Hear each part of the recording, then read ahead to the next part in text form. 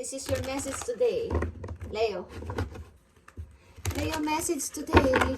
And happy Valentine's, guys. Bukas, kayo ay lumabas-labas.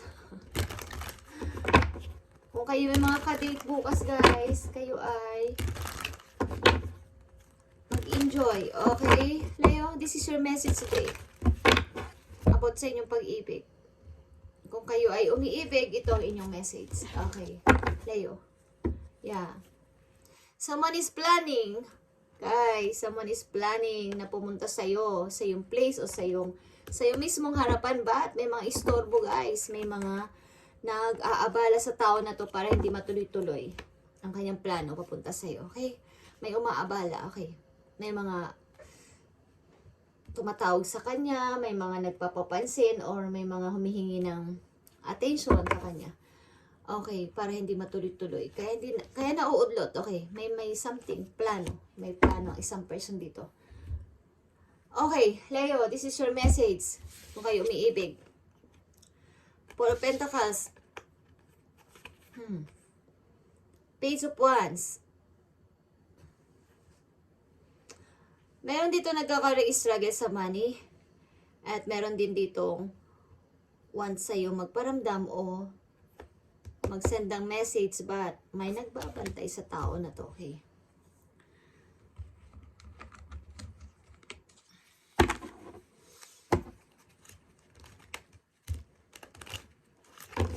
Meron dito nagtitipid sa kanyang pera sapagkat mauubos na to. Ito na lang ang naiipon ko, so kailangan kong magtipid.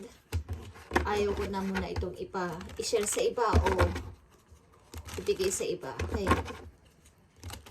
Tingnan, nagkaka-struggle ang isang person dito sa money. Okay, tingnan natin, Leo, ano to? Okay, and may balak sa yung mag-message na tao dito. Tingnan natin. Leo, message mo today. Message sa mga Leo today. Message mo sa mga Leo. Titingnan natin ang inyong payo din galing sa inyong angels kung ano ang gustong sabihin sa inyo. Okay, Leo. 8 of Cups. Ace of Wands. Queen of Wands. Okay, energy mo to. Maring ang tao na to ay isa sa inalisan mong person. Okay. At sa pag-alis mo na to is nagkaroon ka ng pag-grow sa iyong sarili. As a Queen of Wands dito, Ace of Wands and 8 of Cups is here, is maaaring nag-grow ka sa iyong sarili after mong lisanin ang tao na to. Okay, after mo siyang alisan, is nagkaroon ka ng pag-grow lalo na sa iyong money. Marami dumating na opportunity sa iyo nang umalis ka sa piling ng tao na to. Ang tao ba na to is mama's boy o mama's girl? Okay, maaaring nakadepend sa kanyang magulang, ang kanyang maaaring lahat ng decision, lahat ng gagawin, o kahit sa pera, is nakadepend ang tao na to sa kanyang mother, o sa kanyang pamilya. Okay, walang sariling mga paa. Okay, mama's boy, mama's girl. Kumbaga, hey guys, simula nung alisan nyo ang person na to, nagkaroon kayo ng mga opportunity. May mga opportunity ang dumating sa inyo at naibalik mo ng yung sariling energy, maybe sa yung sarili. Leo, tingnan natin. Message mo sa mga Leo about dito sa kanilang situation today. At kayo ay mag-celebrate bukas kung kayo may kapartner, guys. Maging mag-asawa na kayo o mag-boyfriend, girlfriend pa lang kayo o nagpapasimula is mag-date kayo bukas, guys.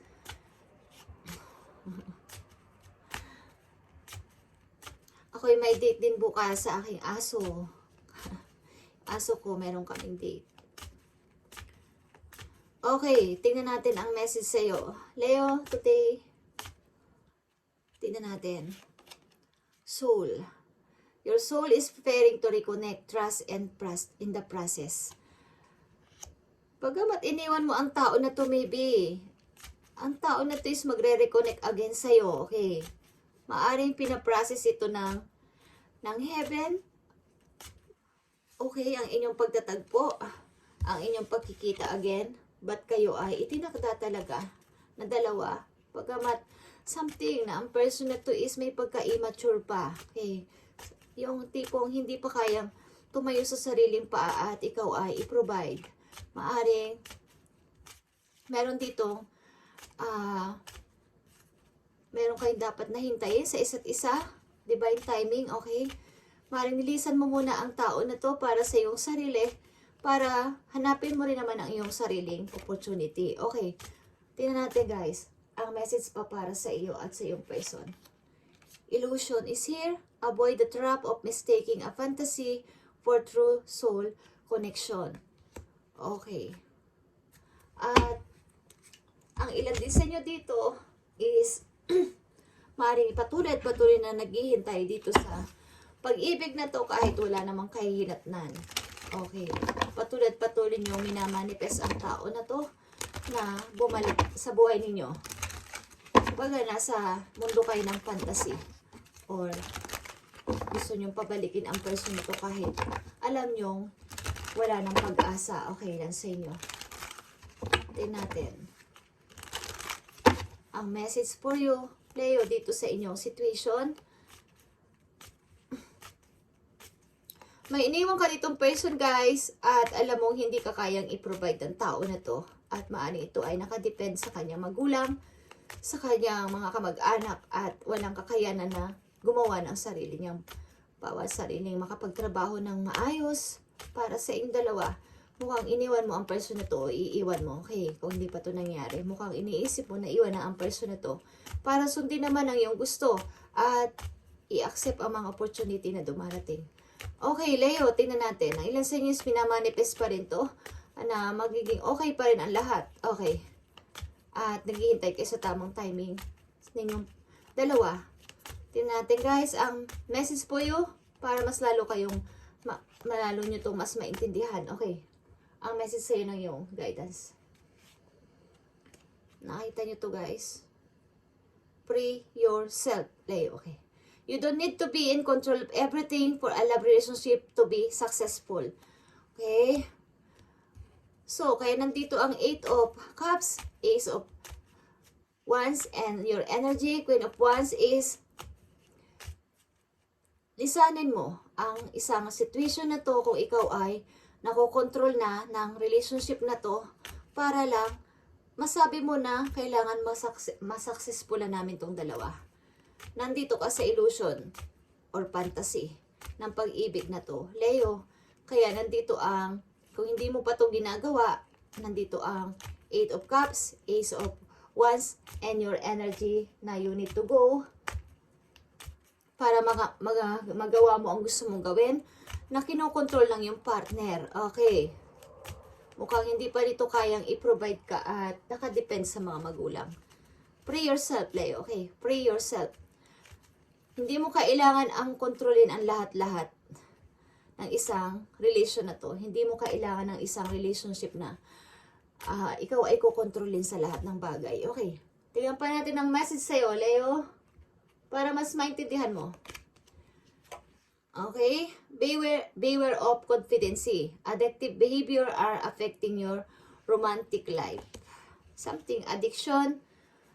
At maaaring ilan sa inyo din ay obsessed. Okay. Obsessed sa inyong minamahal at ayaw na ayaw nyo iwan ang person na to. O ayaw kang iwan ang person na to. Kahit may nakikita na kayong something na hindi na maganda sa inyong relasyon. Okay. Leo, message sa'yo ng iyong angel about dito sa inyong relation.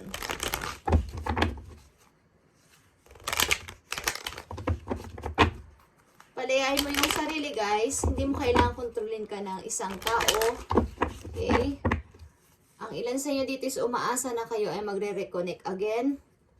Ang ilan sa inyo dito is maaring kung ito'y minamanifest ninyo na sana siya pa rin at siya pa rin, is pinaprocess dun sa heaven kung talagang kayo talaga, Leo.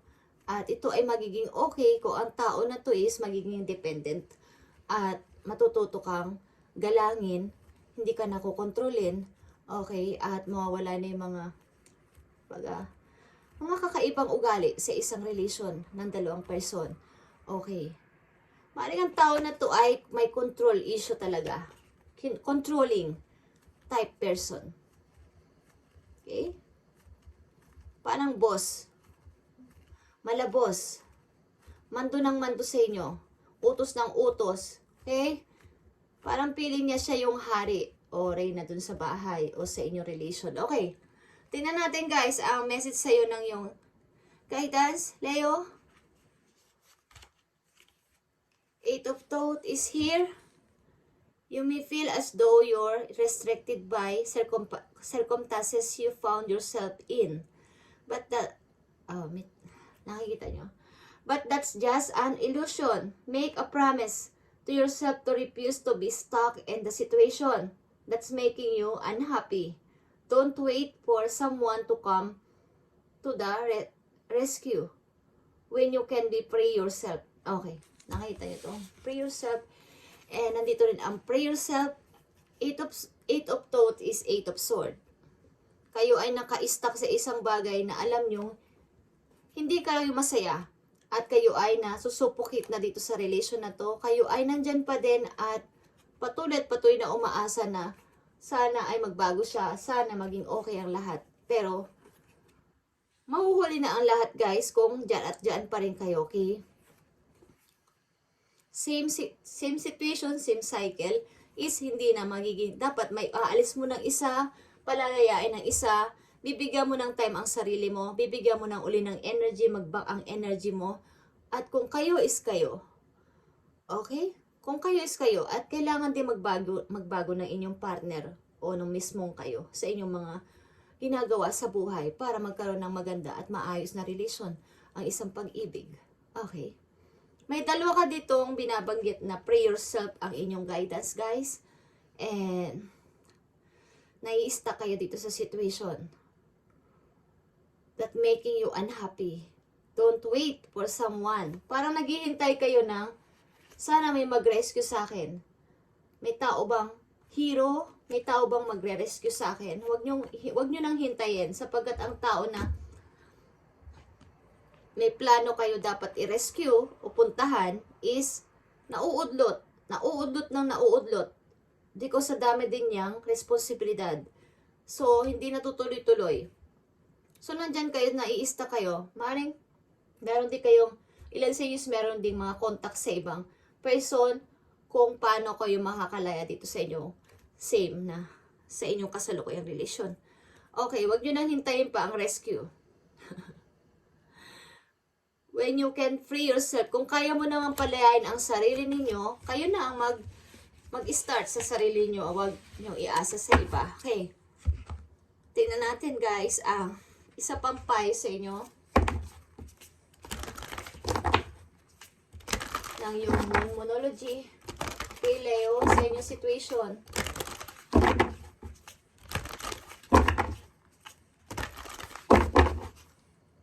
Payo mo sa mga layo, gusto mong sabihin sa mga layo dito sa kanila situation.